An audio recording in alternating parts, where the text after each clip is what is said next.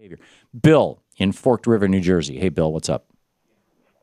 Yeah, what's interesting to me is was a fellow on earlier with you, and he said that, these homosexuals are not born that way, and the approach generally from Christians is to that. But what's amazing to me is that the leader of Christian church religion disagrees with them. Right, he said they were...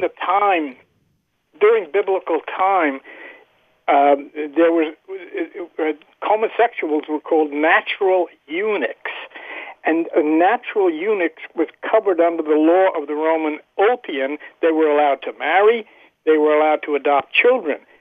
Clement of Alexandria said that the true eunuch is not one who cannot have sex, but one who prefers not. Right, eunuch, E-U-N-I-C-H, being people, an artificial eunuch is somebody who's had their testicles removed. A natural eunuch is the old way that they used to refer to gay people. And Jesus made reference to them, did he not? There's three kinds of eunuchs.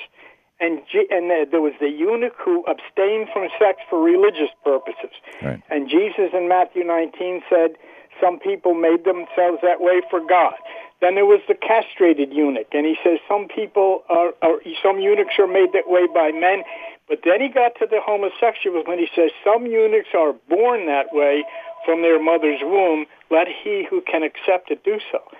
So eunuch, as we know it, is castrated.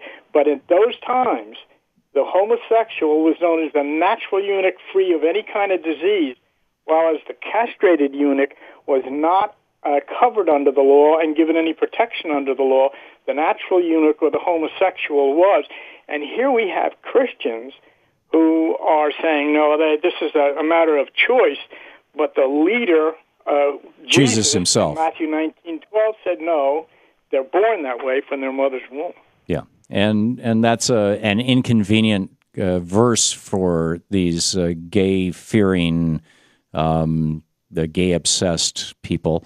Because it does say exactly what you said, and the meaning is as you described it. And B, there is no other reference to gay activity anywhere in the New Testament. And there is two arguably oblique references, largely one to masturbation, the other to a man laying with another man in the Old Testament.